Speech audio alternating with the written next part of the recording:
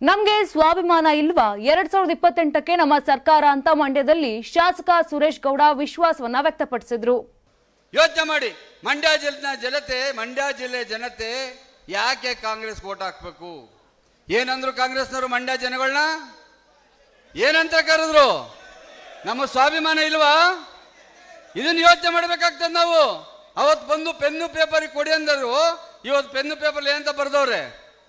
ಇದು ನೀವು ಅರ್ಥ ಮಾಡ್ಕೋಬೇಕಾಗ್ತದೆ, ಇದನ್ನು ಪ್ರಚಾರ ಕೊಡಬೇಕಾಗ್ತದೆ. ಯಾವುದೇ ಕಾರಣಕ್ಕೆ 2028ಕ್ಕೆ ರಾಮಚಂದ್ರ ಒಂದೂವರೆ ಸಾವಿರದ ಸೋತವನೆ, ನನ್ನ 1800 ಓಟ್ ಬಂದ್ರೆ ನಾನು ಗೆಲ್ತಾ ಇದ್ದೆ. ಅದೇ ರೀತಿ ಬಹಳ ಕಡಿಮೆ ಸೋತಿದ್ದೀವಿ. ಇವತ್ತು ನಾವು ರಾಷ್ಟ್ರೀಯ ಪಕ್ಷದ ಜೊತೆ ಹೊಂದಾಣಿಕೆ ಮಾಡಿಕೊಂಡು ಹೋಗ್ತಕ್ಕಂಥ ಎಲ್ಲ ಒಂದು ಕಡೆ ಅನಿವಾರ್ಯತೆ ಅವ್ರಿಗೂ ಇತ್ತು, ನಮಗೂ ಇತ್ತು. ನಾವು ಜೊತೆ ಸೇರ್ಕೊಂಡು ಹೋಗ್ತಾ ಇದ್ದೀವಿ. ಮುಂದಿನ 2028ಕ್ಕೆ ನಮ್ಮ ಸರ್ಕಾರವನ್ನ ಪ್ರತಿಷ್ಠಾಪನೆ ಮಾಡ್ತಕ್ಕಂಥದ್ದೇ ನಮ್ದು ಗುರಿ. ಓಲ್ಡ್ ಮೈಸೂರಿನವರು, ಹಳೆ ಮೈಸೂರು ಭಾಗದವ್ರು ನೀವು ಎಷ್ಟು ಸೀಟ್ ಕೊಡ್ತೀರೋ ಅಷ್ಟು ಮುಖ್ಯಮಂತ್ರಿ ಆಗ್ಲಿಕ್ಕೆ ಕುಮಾರಣ್ಣವ್ರಿಗೆ ಅವಕಾಶ ಇರ್ತದೆ ಅಂತಕ್ಕಂಥದ್ದನ್ನ ನೀವ್ಯಾರು ಮರಿಬಾರ್ದು ಅಂತಕ್ಕಂಥದ್ದನ್ನ ಈ ಸುಸಂದರ್ಭದಲ್ಲಿ ತಮ್ಗೆಲ್ಲ ಕೇಳ್ಕೊಳ್ತಾ, ಮಂಡ್ಯ ಜನತೆ ಬಹಳ ಪ್ರಜ್ಞಾವಂತರು, ರಾಜಕೀಯವಾಗಿ ಬಹಳ ಪ್ರಜ್ಞೆ ಇರ್ತಕ್ಕಂಥವ್ರು, ಬಹಳ ಹೆಸರು ಮಾಡಿರ್ತಕ್ಕಂಥವ್ರು. ಶಂಕರೇಗೌಡರು ಇರ್ಬೋದು, ಮಾದೇಗೌಡರು ಇರ್ಬೋದು, ನಮ್ಮ ಚೌಡಯ್ಯನವರು ಇರ್ಬೋದು, ಹಲವಾರು ಮಂದಿಗಳು ಒಳ್ಳೊಳ್ಳೆ ಹೆಸರು ಮಾಡಿದ್ದಾರೆ. ಆಗ ಈಗಿರ್ತಕ್ಕಂಥ ಕೆಟ್ಟ ರಾಜಕಾರಣಿಗಳ ತರ ಅವ್ರು ಯಾರು ರಾಜಕಾರಣವನ್ನ ಮಾಡಿದವರಲ್ಲ.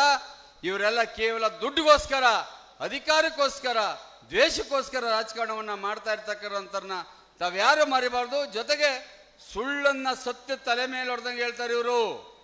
ಸುಳ್ಳನ್ನ ಸತ್ಯ ತಲೆ ಮೇಲೆ ಹೊಡೆದಂಗೆ ಹೇಳ್ತಾರೆ. ಕಾಂಗ್ರೆಸ್ ಪಕ್ಷ ಮುಂದಿನ ಚುನಾವಣೆ ಏನಾಯ್ತದ ಗೊತ್ತಿಲ್ಲ. ಈಗಾಗಲೇ ನಮ್ಮ ಜಿಲ್ಲೆನ ಒಂದಿಬ್ಬರಾಗಲೇ ಬಿಜೆಪಿ ತೋಲು ಟೊವಲ್ ಹಾಸವ್ರೆ, ನಮ್ಮ ಪಾರ್ಟಿ ಬರೋಕ್ಕೂ ಟೊವಲ್ ಹಾಸವ್ರೆ. ಅವ್ರು ಏನೇನಾಗ್ತಾರೋ ಅದು ಬೇರೆ ಪ್ರಶ್ನೆ.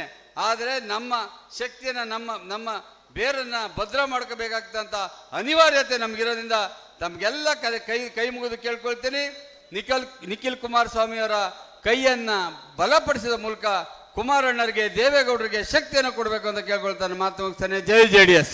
ನಾನು 86 kg ಇದ್ದವಳು 71 kg ಬಂದಿದ್ದೀನಿ. ವಯಸ್ಸಾದ್ಮೇಲೆ ಸ್ಮಾರ್ಟ್ ಆಗಿ ಕಾಣ್ತೀರಾ ಅಂದ್ರೆ ಜಿನ್ನಿ. 126 kg ವೇಟ್ ಇದ್ದು ನಾವು ಈಗ 114 kg ಲೆಕ್ಕ ಬಂದಿದ್ದೀವಿ. ಯಾವುದೇ ಸೈಡ್ ಎಫೆಕ್ಟ್ ಆಗಿಲ್ಲ. 84ರಿಂದ 50 kg ಬಂದೆ, ಆಮೇಲೆ ಸಣ್ಣಗೆ ಫಿಟ್ ಆಗಿದ್ದೀನಿ. ಅದಕ್ಕೆ ನಾನು ಯೂಸ್ ಮಾಡ್ತಾ ಇರೋದು ಜೀನಿ ಸ್ಲಿಮ್.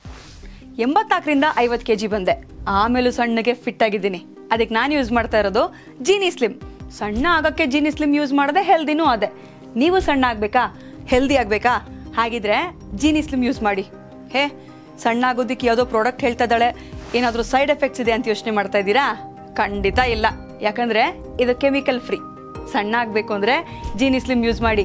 ಹೆಚ್ಚಿನ ಮಾಹಿತಿಗೆ ಕೆಳಗೆ ಡಿಸ್ಪ್ಲೇ ಆಗ್ತಿರೋ ನಂಬರ್ಗೆ ಕಾಲ್ ಮಾಡಿ.